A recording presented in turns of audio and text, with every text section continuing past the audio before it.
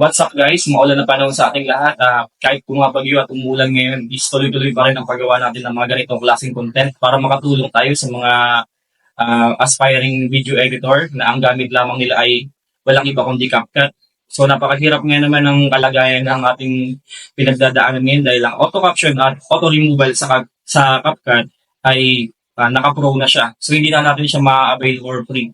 So pwede pa rin naman natin itong gamitin at pwede pa rin naman tayo makapag-upload ng mga video na gamit natin ng auto caption at auto removal sa pamamagitan ng tip na ituturo ko sa inyo.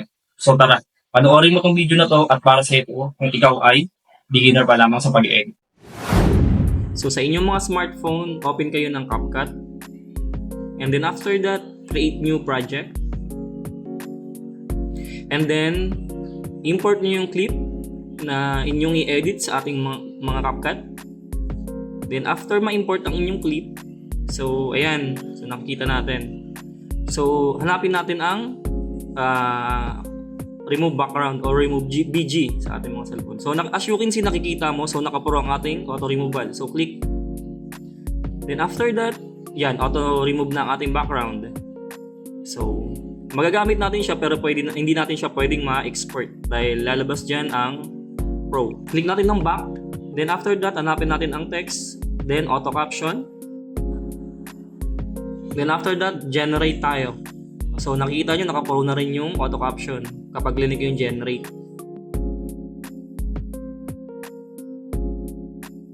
So after natin mag-generate, so makikita nyo, lumabas na yung ating auto caption.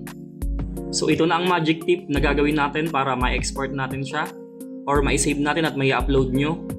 Ito na ang pinaka magandang paraan para sa ating mga wala pa sa Pro dito sa CapCut.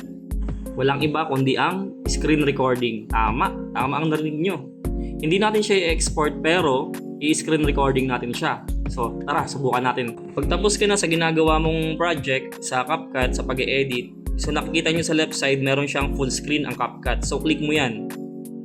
So yan, sa inyong mga cellphone, kung anumang klaseng cellphone ang gamit nyo, hanapin nyo lang ang screen recording. Then screen record nyo. Then after that, save nyo. So yun nga, alam nyo malaking bagay pa rin naman yung screen recording na yan sa ating mga cellphone. So kung tuloy-tuloy natin ang ating ginagawang video editing at mahal natin ito at masaya tayo sa ginagawa natin, mag-provide tayo at gawin natin, mag-pro tayo para mas reliable at mas easy way ang paggagawa natin ng mga video. Yun ay kung kaya natin may provide agad para mas maganda ang outcome ng ating mga ginagawang video editing at ma-inspire ng iba pang mga kagaya natin ng mga video editors at marami pa silang matutunan at marami pang maingganyo para sa ginagawa natin mga ganitong project.